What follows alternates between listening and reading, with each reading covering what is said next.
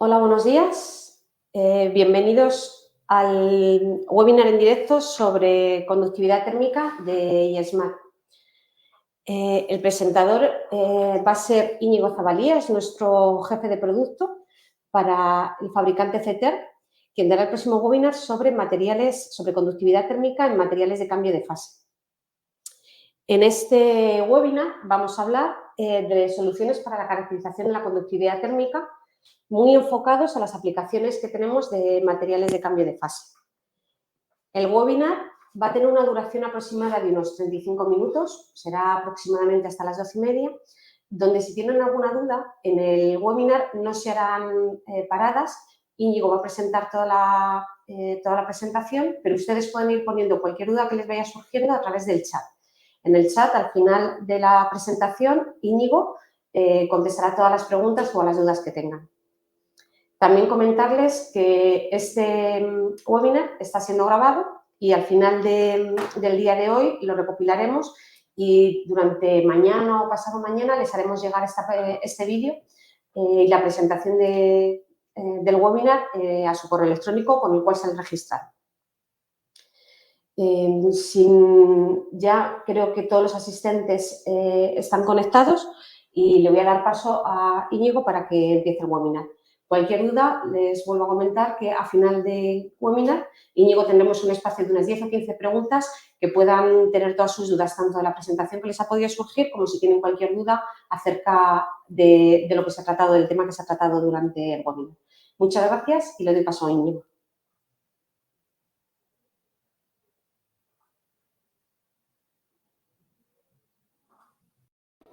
Buenos días, muchas gracias por vuestra asistencia. Retomamos los webinars que dejamos antes de las vacaciones de verano y de nuevo muchas gracias por atender a este.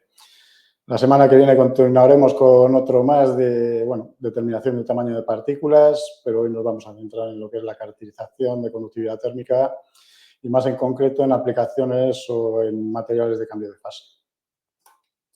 Bueno, vamos a empezar. La agenda de la presentación del webinar se basa en, primero responder o explicar qué es la conductividad térmica, qué métodos hay de determinación de conductividad térmica, diferenciando los métodos estacionarios de los métodos transitorios. Vamos a entrar en detalle en tres de los métodos transitorios, los MTPS, TPS-Flex y TLS o de aguja.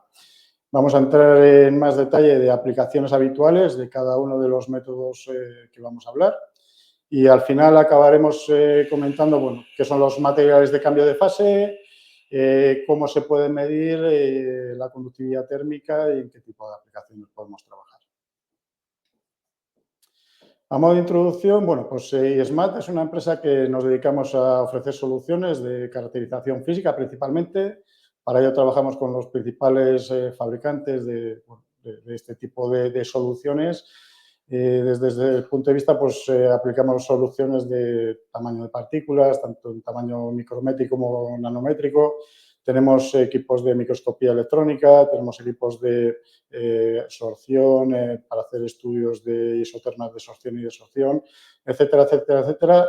Y hoy en concreto nos vamos a centrar en un sistema de determinación de conductividad térmica por métodos transitorios.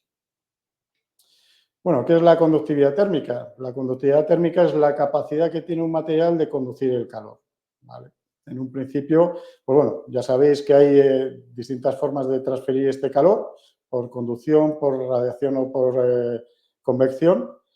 Para muestras sólidas, la convección no aplicaría y la radiación es muy bajita, con lo cual la conductividad térmica es una capacidad que tienen los materiales muy importante para poder determinar esta capacidad térmica del material. Como sabéis, para que haya una conducción, tiene que haber una diferencia de temperatura entre dos regiones de un material. En este caso, en este ejemplo, lo que tenemos es una muestra en la que le estamos aplicando una energía en forma de calor en una de las zonas, con lo cual esta zona alcanzará una temperatura T1. Este calor se va a transferir a través de la propia muestra hasta la región en la que va a adquirir o va a llegar a alcanzar una temperatura T2 y en base a esta diferencia de temperatura al espesor que tenemos de muestra y al tiempo que ha transcurrido hasta alcanzar este equilibrio térmico, pues vamos a poder determinar la conductividad térmica. La conductividad térmica se denota como K y se mide en unidades del Sistema Internacional en vatio-metro Kelvin. Bueno, la conductividad térmica evidentemente depende del material en el que estamos midiendo, con lo cual hay materiales que tienen mayor capacidad de conducir este calor, como pueden ser los materiales metálicos. La principal característica que tienen los materiales metálicos es el movimiento deslocalizado de electrones dentro de su estructura, a diferencia de materiales como puede ser el vidrio, la madera o en este caso este trapo, en el que este movimiento de electrones es mucho más lento y por lo cual la conductividad térmica es mucho más baja. La conductividad térmica es una característica física, como puede ser la estructura, como puede ser otras propiedades, y depende, pues en este caso también depende de la temperatura, depende de las variaciones de temperatura que tengamos. En este sentido, pues bueno, también tenemos que conocer que la inversa de la conductividad térmica es la resistividad térmica, que es una capacidad, una propiedad de los materiales que nos identifican estos materiales como materiales aislantes. De acuerdo a esto, pues bueno, un material que tenga una baja conductividad térmica, por lo cual va a tener una alta resistividad térmica, pues va a ser un material muy aislante.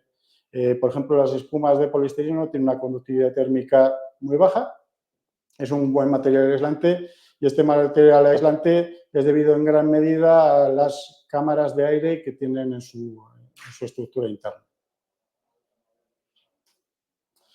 Desde ese punto de vista, pues tenemos otras aplicaciones como pueden ser los materiales de cambio de fase. En este caso tendríamos una aplicación en baterías, en las que, por un lado, habíamos medido la conductividad térmica de la parafina contenida en la batería y, por otro lado, hemos añadido 2 milímetros de capa de material de cambio de fase con una carga de entre un 5 y un 10%. ¿Qué hacía este material de cambio de fase? Bueno, lo que hacía era que aumentara la conductividad térmica pues de esta parafina con este material de cambio de fase, obteniendo resultados que cambiaban desde 0,25 a 2,75 con este material de cambio de fase. Con lo cual, la transferencia de calor es mucho más sencilla y lo que lográbamos era bajar la temperatura dentro de la batería en torno a 2 grados, con lo cual aumentábamos la vida útil de la batería. Como hemos comentado, la conductividad térmica es una propiedad física que depende, pues bueno, en qué fase se encuentre el material.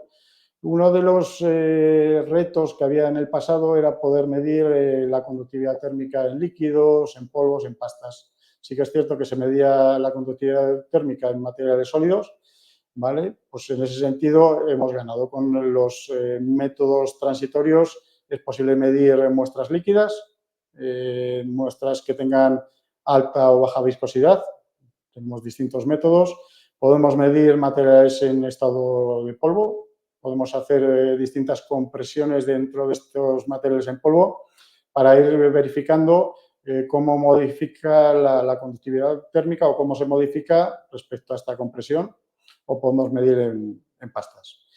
Otra característica es la estructura. Ya hemos comentado el caso de los materiales metálicos. Dependiendo de la estructura, pues estos materiales van a tener una conductividad térmica mayor o van a tener una conductividad térmica menor.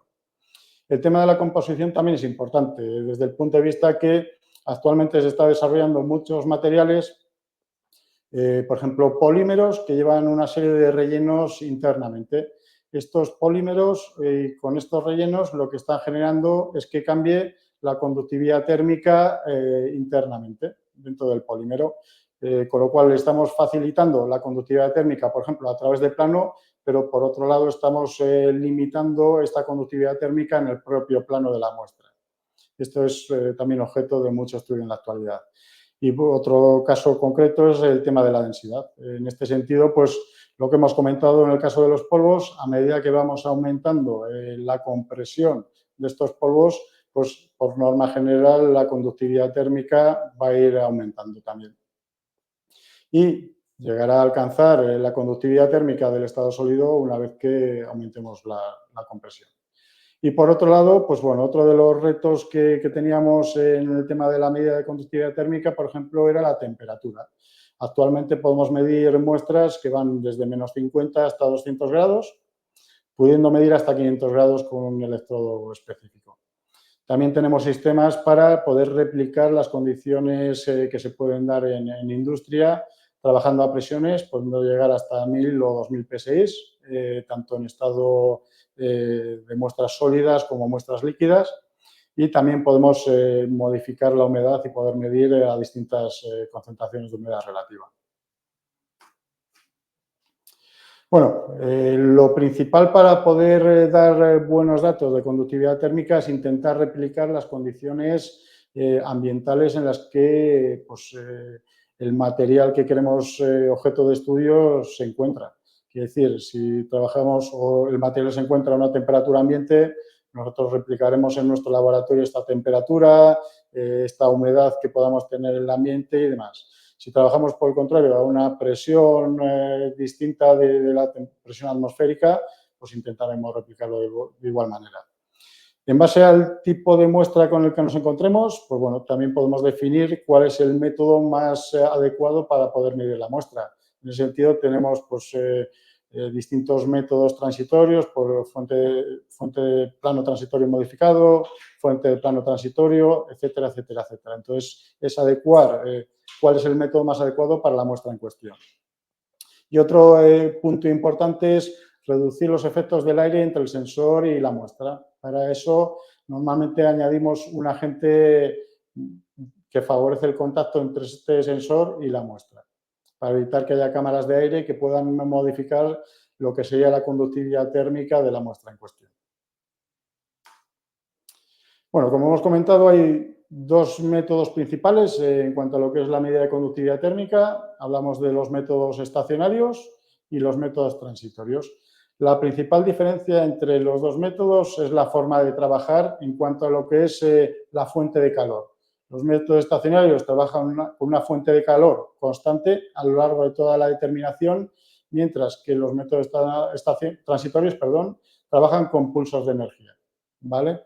En ese sentido, pues bueno, tenemos distintos equipos que pueden trabajar por un método estacionario, como pues el de placa caliente o el de flujo de calor, mientras que con métodos de estado transitorio tendríamos los métodos fuente de plano transitorio modificado, fuente de plano transitorio, el de aguja, que actualmente también disponemos de hilo caliente, y el de láser o flash xenon. ¿Cómo funcionan los métodos de estado estacionario? Bueno, principalmente lo que tenemos son dos placas metálicas, como veis en el gráfico este. A una de las placas le estamos dando energía en forma de calor, ¿vale? De manera que esta placa va a ir ganando temperatura. Este calor se va a ir transmitiendo a través de la muestra hasta la segunda placa, a la que no le estamos ejerciendo ningún tipo de energía en forma de calor.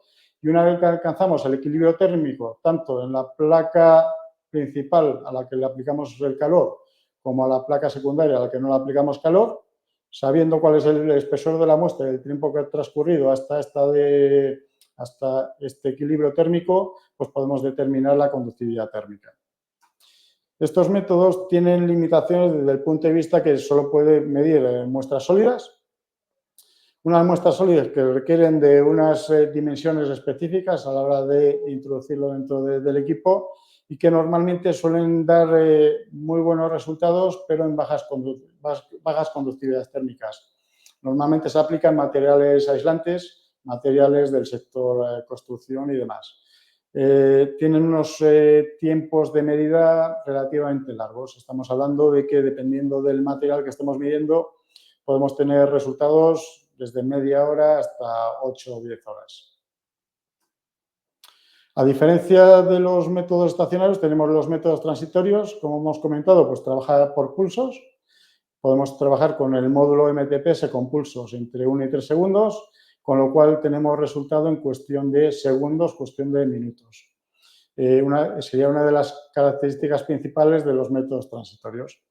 Por otro lado, la flexibilidad en cuanto a lo que son las dimensiones de la muestra. Bueno, pues en el caso de los módulos MTPS realmente necesitamos muestras mucho más pequeñas, muestras que desde, bueno, diámetros de 18 milímetros, de ahí tamaños más grandes, podemos realizar la medida. Y otra, desde el punto de vista de la flexibilidad en cuanto al formato o al estado en que se encuentra la muestra.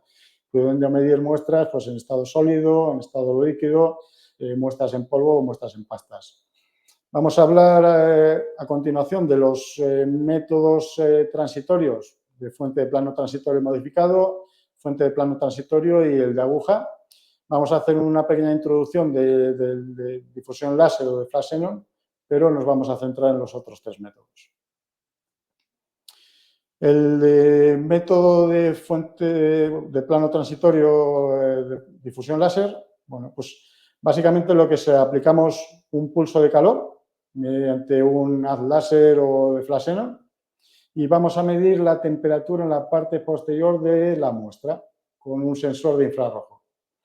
Este método no nos da la conductividad térmica de manera directa, sino que nos va a dar la medida de la difusividad térmica y junto con los datos que tengamos de densidad y de capacidad calorífica de esta muestra podemos determinar la conductividad térmica.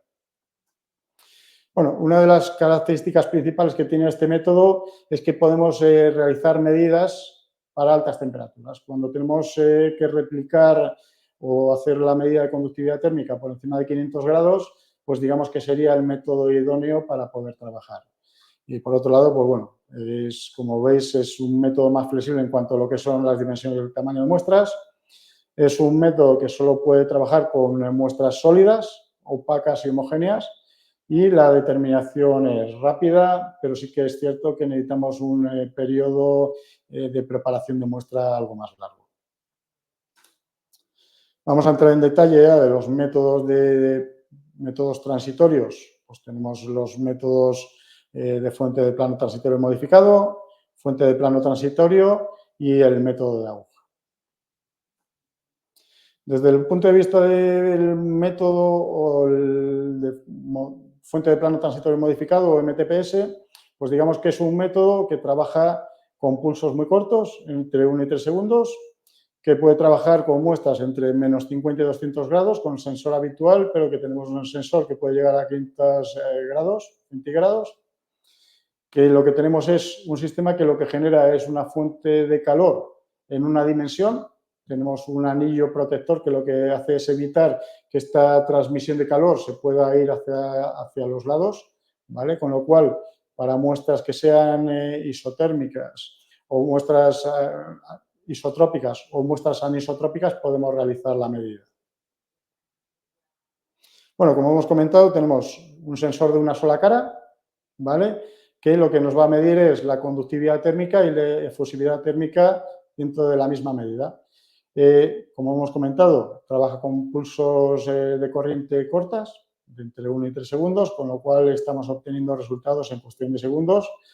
La única limitación en cuanto a lo que son las dimensiones del tamaño de muestra serían los 18 milímetros que tenemos del diámetro del sensor, ¿vale? Y es un método muy versátil y muy sencillo de manejar para cualquier usuario, no necesitando un conocimiento muy elevado ni de manejo del equipo ni de la técnica en cuestión.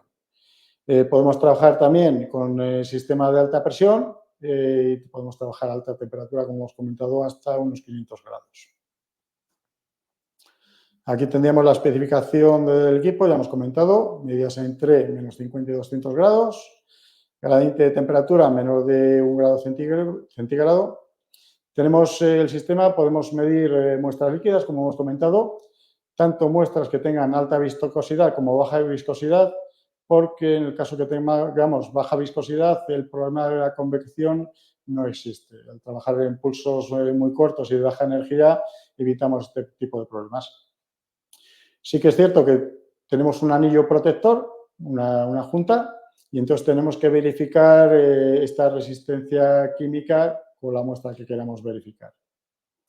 Tenemos distintas calibraciones dentro de lo que es el software del equipo, teniendo calibraciones para materiales aislantes, para aerogeles, para muestras cerámicas, etcétera, etcétera, etcétera. Y tenemos también lo que son calibraciones específicas para metales. Tenemos dos tipos de calibraciones, una de alta concentración de conductividad térmica, pudiendo trabajar por encima de 110 vatios metro Kelvin, y otra calibración de metales que va desde 15 hasta 110 vatios metro Kelvin. Bueno, el principio de operación es relativamente sencillo. Tenemos una fuente en forma de calor a través de la bobina que tiene el sensor. Esta fuente de calor es unidireccional, como hemos comentado, porque tenemos un anillo protector que evita la transferencia de calor hacia los lados, ¿vale? Con lo cual, esta fuente de calor se aplica directamente sobre la muestra de manera unidireccional, de manera que estamos midiendo la conductividad térmica a través del plano. Esta conductividad, esta energía en forma de calor se va a transferir a la muestra, ¿vale? Con lo cual va a provocar una caída del potencial del sensor. Esta caída del potencial es la que está calibrada y mediante la cual nosotros vamos a poder determinar la conductividad térmica. Aquí tendríamos ejemplos de distintos accesorios que tenemos para poder determinar la conductividad térmica en líquidos. Una de las ventajas que tenemos, como ya hemos comentado, es que podemos medir líquidos de baja viscosidad sin tener el problema de la convección. Y otra de las ventajas es que trabajamos con muestras de bajo volumen. Una muestra de entre 1,2 y 1,3 mililitros es más que suficiente para poder determinar la conductividad térmica. También tenemos la posibilidad de medir muestras en estado de polvo. Simplemente con una pesita podemos hacer la compresión de este tipo de muestras o tenemos un sistema de compresión automático. Y tendríamos este tipo de dispositivos que podemos trabajar con muestras a alta presión. Por otro lado, tenemos la fuente de plano transitoria, que este sería un sensor de doble cara que podemos trabajar desde menos 50 hasta 300 grados. Para este tipo de determinación lo que vamos a necesitar son dos muestras exactamente igual que colocaremos en formato sándwich con respecto al sensor, con lo cual colocaremos una muestra, el sensor y la otra muestra, que tienen que ser idénticas, ¿vale? Y podemos determinar pues tanto la conductividad térmica como la efusividad térmica y poder calcular la capacidad calorífica de la muestra. Tenemos, como hemos comentado, un sensor de doble cara que nos permite, por un lado, generar este calor que se va a transferir a la muestra, como va a servir también como sensor de medida de la temperatura. Y lo que vamos a ir midiendo es la velocidad a la que va cambiando la temperatura en la muestra hasta alcanzar el equilibrio térmico. Tenemos distintas opciones de tamaño de sensor, teniendo sensores de 6, de 13 y de 30 milímetros. Esto va a depender del espesor que tengamos de la muestra. Lo que vamos a necesitar para la utilidad bulk, que es la habitual para este tipo de sensores, es que el espesor de la muestra sea exactamente igual o como mínimo igual al diámetro del sensor. Con lo cual vamos a necesitar espesores de 6 milímetros para el sensor de 6 milímetros, de 13 para el sensor de 13 y espesores de 30 milímetros mínimo para sensores de 30 milímetros. Para muestras que no cumplan con este requisito del espesor de la muestra, pues tenemos otra serie de utilidades, como puede ser la utilidad SLAB, que podemos trabajar con muestras que van desde 1 milímetro hasta 10 milímetros, la utilidad Thin Film, para muestras que pueden ir desde 10 micras hasta 500 micras, y la utilidad anisotrópica, para muestras en las que queramos determinar o diferenciar la conductividad térmica a través del plano y en el plano en muestras que sean ortotrópicas. ¿Vale? A diferencia del método MTPS, el método TPS lo que nos va a dar es una media geométrica en el valor de la conductividad térmica entre la medida a través del plano y en el plano. Bueno, ¿cómo trabaja el equipo? Trabaja de una manera muy similar. Vamos a generar una fuente en forma de calor.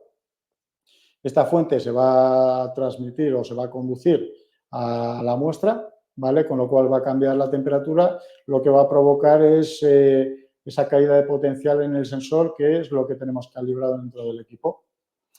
El método TPS sí que requiere mayor conocimiento por parte del usuario, ¿Por qué? Porque va a ser un método iterativo. A partir de la primera medida y la primera determinación de la difusividad térmica y del diámetro del sensor, vamos a determinar cuál es pues, la energía en forma de calor que tenemos que dar y el tiempo de muestreo. Y en base a esas determinaciones, a iteración, vamos a poder determinar esta conductividad térmica. Como hemos comentado, tenemos sensores de distinto diámetro. Tendríamos el sensor de 6 milímetros, de 13 milímetros y el de 30 milímetros. Ya hemos comentado la limitación en cuanto a lo que sería la anisotropía de las muestras. Para muestras que sean isotrópicas, quiere decir que tengan la misma conductividad térmica en cada uno de los ejes, el método TPS es más que válido, dando, como hemos comentado, una medida geométrica entre la conductividad térmica a través del plano y en el plano. Para muestras que sean ortotrópicas también nos serviría, teniendo que utilizar la utilidad anisotrópica, de manera que vamos a poder diferenciar la conductividad térmica a través del plano y en el propio plano. Pero para muestras que sean isotrópicas, quiere decir que tengan distintas conductividad térmica en cada uno de los ejes, el método TPS no sería válido. Tendríamos que hacer determinaciones con el módulo MTPS en cada una de las direcciones de la muestra. Esta sería la utilidad anisotrópica de la que hemos hablado, en la que estamos asumiendo que tenemos una muestra que es ortotrópica, quiere decir, tenemos distintas conductividades térmicas a través del plano y en el plano. Vamos a necesitar datos de capacidad calorífica de la muestra y densidad para poder determinar esta conductividad térmica a través del plano y en el plano, y digamos que los cálculos están descritos en la ISO 22007. Pasamos al método de fuente de línea transitoria o método de aguja. En este caso lo que tenemos es una resistencia que está cubierta de acero inoxidable. Vamos a tener dos termopares, T1 que estaría en la punta de la sonda y T2 que está en la mitad de la sonda. Estas termopares nos van a permitir medir la variación de la temperatura o la velocidad de variación de temperatura a lo largo del tiempo, y en base a estos datos vamos a poder determinar la conductividad térmica. En este caso, digamos que son muestreos algo más largos, estamos hablando de muestreos que pueden llegar a durar en torno a 10 minutos como tiempo máximo. En este caso, la transmisión de calor se realiza de forma radial con respecto a la aguja, y normalmente la muestra se coloca en un cilindro que tiene un diámetro de unos 3 centímetros, en la cual insertamos la sonda. Y en base a esta, como hemos comentado, velocidad de cambio de temperatura en la muestra con respecto al logaritmo de tiempo que nos va a dar una recta, podemos determinar la conductividad térmica. Este sería el diseño de la sonda, que tiene 15 milímetros de longitud. Como hemos comentado, está completamente encerrada en acero inoxidable.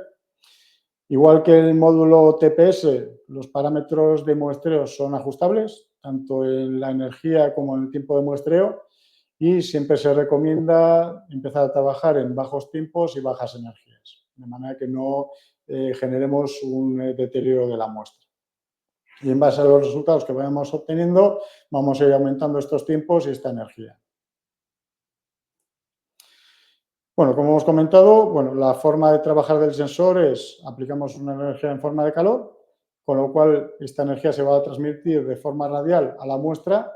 Vamos a tener dos termopares, T1 y T2, con lo cual vamos a poder determinar esta velocidad de variación de la temperatura a lo largo del tiempo.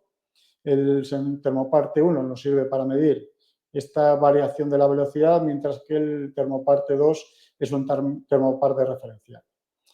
Esta variación en la velocidad de la temperatura con respecto al logaritmo del tiempo nos va a dar una recta que nos va a poder permitir determinar la conductividad térmica.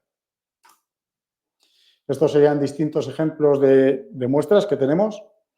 En base al tipo de muestra que queremos determinar, pues tenemos unos niveles de energía que podemos configurar en el método de medida y los tiempos de muestreo dependiendo de la aplicación concreta. Vamos a entrar en detalle en distintas aplicaciones dependiendo del método que utilicemos.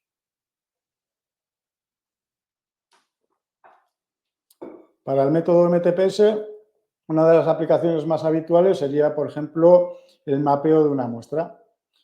Como hemos comentado, el sistema MTPS trabaja con pulsos de energía muy cortos, con lo cual nos va a dar resultados en cuestión de segundos o un minuto. De manera que poder determinar el mapeo de una muestra que no sea homogénea, como el caso que tenemos en pantalla, pues nos puede llevar a determinar estos 9 puntos de muestreo en cuestión de 8 o 10 minutos. Con lo cual vamos a poder diferenciar esta muestra, que es un polímero con un relleno, que vemos que no es homogénea, y vamos a poder determinar cuál es la conductividad térmica en cada uno de los puntos que tenemos en la muestra. Por otro lado, tenemos aplicaciones para muestras líquidas de baja viscosidad, en la que el problema de convección habitual que se suele generar para otros métodos de medida, pues no se replica. ¿Por qué? Porque trabajamos con pulsos cortos y de baja energía, con lo cual el problema de la convección lo estamos reduciendo al mínimo. Otro factor con el que también estamos reduciendo este problema de convección es trabajar en bajos volúmenes, con lo cual la transmisión de temperatura es rápida, la corta duración y la baja energía. Otras aplicaciones que podemos aplicar cuando trabajamos con el módulo MTPS es aplicaciones de medidas en polvo. En esta imagen podéis ver el sistema que tenemos para hacer distintas compresiones e ir modificando la compresión de la muestra en polvo. También se utiliza de manera habitual para determinación de conductividad térmica en muestras textiles. Lo que hacemos al aumentar la presión de la muestra en polvo es reducir las cámaras de aire que hay entre las distintas partículas, con lo cual estamos reduciendo, digamos que estos espesores de aire, con lo cual estamos aumentando la conductividad térmica efectiva de esta muestra. Y a medida que vamos aumentando esta compresión, pues vamos a ir aumentando la conductividad térmica hasta poder llegar a dar una conductividad térmica similar a la de la muestra sólida. Volvemos a repetir el ejemplo que teníamos en una de las primeras diapositivas para materiales de cambio de fase, en las que, por un lado, habíamos medido la conductividad térmica de una muestra de una batería en la que teníamos solamente parafina, y en la segunda fase estamos midiendo esta parafina con una carga de material de cambio de fase de 2 milímetros, en la que le metemos una carga de entre 5 y 10% de este material de cambio de fase. Lo que vimos al hacer el experimento es que aumentamos la conductividad térmica de manera considerable, desde unos 0,25 vatiómetro Kelvin hasta 2,75 vatiómetro Kelvin, con lo cual mejoramos esta conducción dentro de lo que era la batería. Reduciendo la temperatura dentro de la batería desde 1,2 hasta 1,9 grados centígrados y aumentando la vida útil de la batería. Pasamos a aplicaciones específicas para muestras con módulo TPS. Bueno, la utilidad bulk, como hemos comentado al principio, requiere unos requisitos mínimos de muestra. Básicamente lo que necesitamos es una muestra de un espesor por lo menos igual o mayor al diámetro del sensor y del lado diámetro que tiene que ser al menos 2,5 veces el diámetro del sensor. ¿Vale? Se asume que la muestra es isotrópica y lo que estamos dando es el resultado de una medida geométrica entre el valor a través del plano y en el plano. ¿Vale? El tamaño del sensor, como hemos dicho, es importante desde el punto de vista que si no llegamos a cumplir con este espesor mínimo, al menos del diámetro del sensor, tenemos que utilizar utilidades adicionales de vía software. Para este tipo de aplicaciones hemos hecho determinaciones en aplicaciones de hormigón. Aquí tendríamos las dos muestras de hormigón puestas en formato sándwich y lo que hemos hecho debido a la velocidad de muestreo con el módulo TPS es hacer también un mapeo dentro de lo que sería la muestra y vemos que la muestra es bastante homogénea teniendo resultados bastante similares en los distintos puntos de muestreo. Tenemos aplicaciones también en polímeros anisotrópicos, en las que tenemos distintas conductividades térmicas a través de plano y en el plano. Bueno, aquí tendríamos dos ejemplos de dos muestras distintas. En una se comprueba, por un lado, que tenemos conductividades térmicas similares en el plano y a través de plano. Aquí tendríamos el dato de la medida a través de plano con respecto al dato bibliográfico y esta sería la conductividad térmica a través de plano con respecto al dato bibliográfico. A diferencia de la muestra de galerite, que veíamos gran diferencia entre la determinación de la conductividad térmica a través de plano y en el plano, ¿vale? Y ambos datos concuerdan con los datos bibliográficos de las muestras.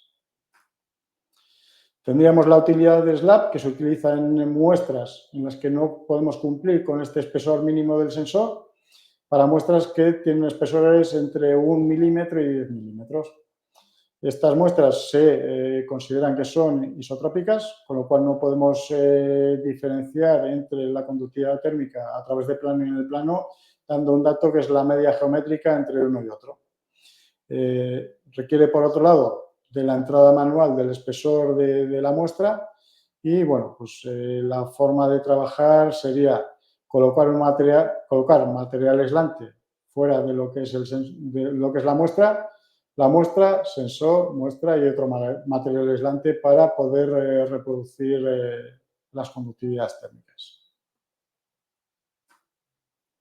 Aquí tendríamos un ejemplo para planchas de metal, en las que tenemos unas planchas de metal de aluminio con un espesor de 1,75 milímetros y en las que trabajamos con el módulo MTPS y con la utilidad de SLAP, replicando de manera bastante buena pues, los resultados de conductividad térmica comparados con los datos nominales que teníamos de la muestra, tanto en conductividad térmica como en difusividad térmica. También tendríamos aplicaciones de thin films, aplicaciones en las que trabajamos con espesores entre 10 y 500 micras de muestra. En este caso, lo que tenemos son muestras, es específico para muestras en las que tenemos conductividad térmicas por debajo de vatio metro Kelvin.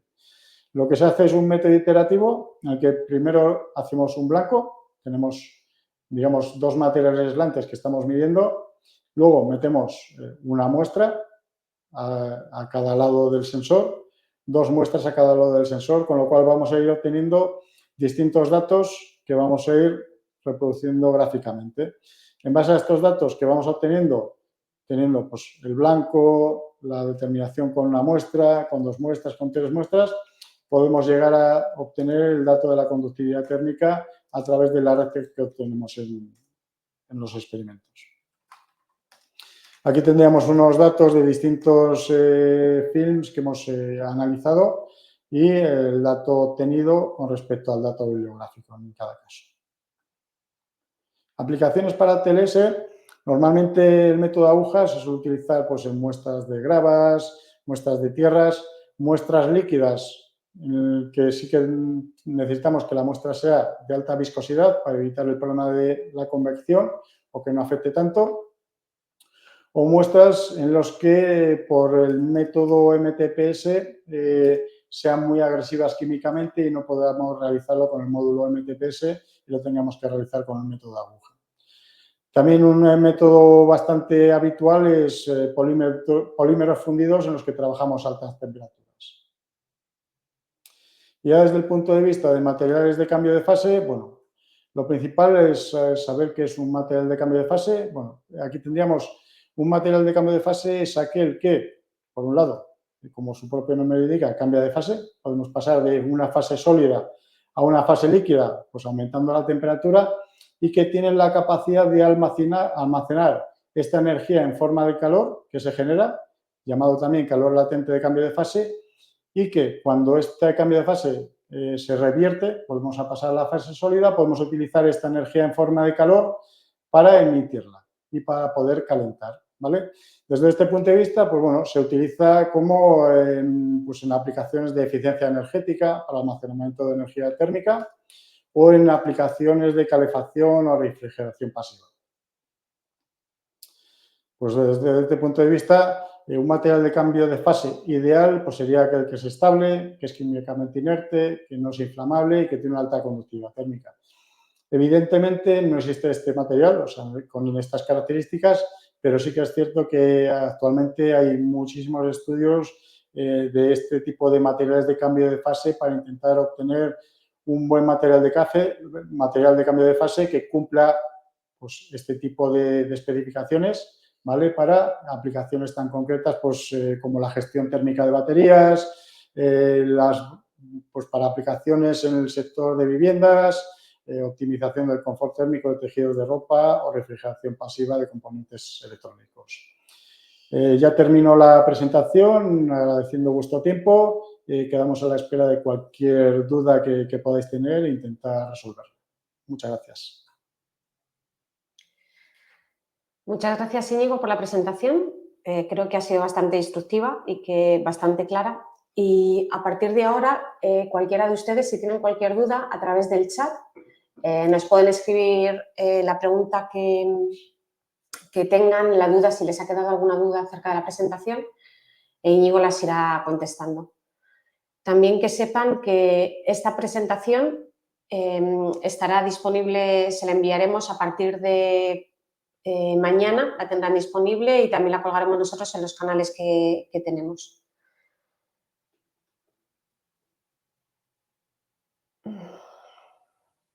Tenemos una pregunta que nos había hecho antes una persona, pero que no está puesta en el chat, acerca, Íñigo, sobre una muestra. Nos preguntan que si tenemos una muestra de un material líquido de baja viscosidad, pero con una acidez elevada, si sería posible medir el tipo de muestra con CETARM. Muchas gracias por la pregunta. En un principio sí, es posible. Como ya hemos comentado, con el módulo MTPS es posible medir muestras de baja viscosidad. Lo que tendríamos que hacer previamente es comprobar la compatibilidad química entre esta muestra de alta acidez con la junta que tiene de protección el sensor. Digamos que tenemos dos tipos de juntas distintas, dependiendo del tipo de muestra que queramos medir. Y dependiendo de esta resistencia química a la muestra, pues podemos medirla o no. Pero en un principio sería posible la medida debido a la baja viscosidad y debido a la alta acidez de la muestra, pues habría que ver la compatibilidad química con la junta de protección. Perfecto. Creo que alguien nos quiere hacer una pregunta.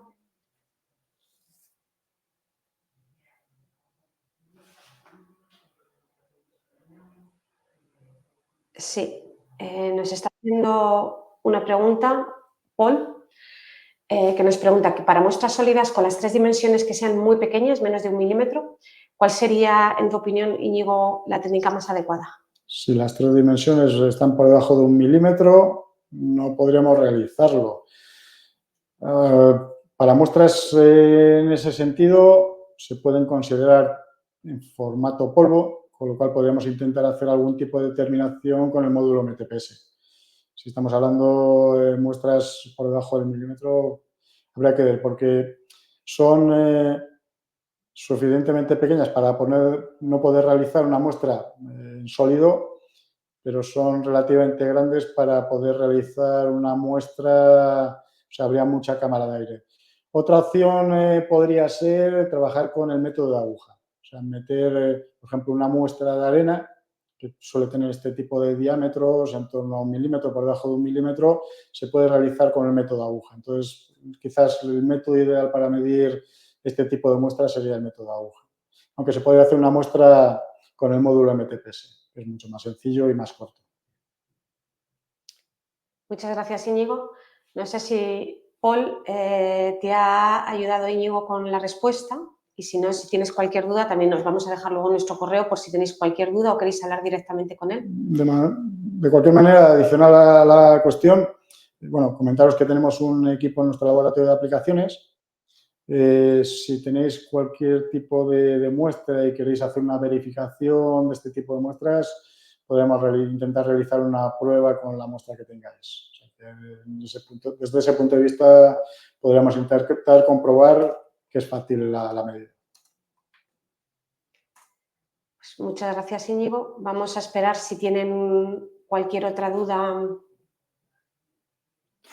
No sé si tienen cualquier otra duda ahora o si no, de todas formas, en este correo, en el que está aquí en la presentación, info@iesmat.com, nos pueden comentar cualquier duda que puedan tener de la presentación, del webinar, y Íñigo se podría poner en contacto con ustedes y resolverla.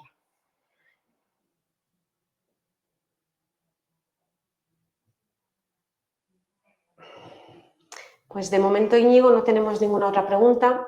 Vamos a dejar un minuto a lo mejor por si hay alguna otra persona que quiera preguntar algo, que le haya quedado alguna duda con respecto a lo que ha sido presentando.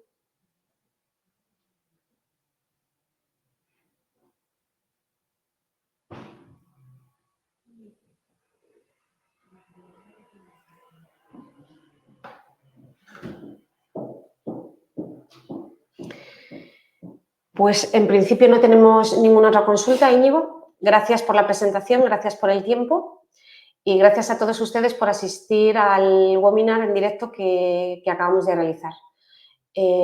Muchas gracias. Les mantendremos informados de otros próximos webinars que se irán haciendo sobre otro tipo de aplicaciones, tanto de esta técnica como de otras. También está disponible toda la información en nuestra página web y esperemos que les haya resultado de interés esta presentación.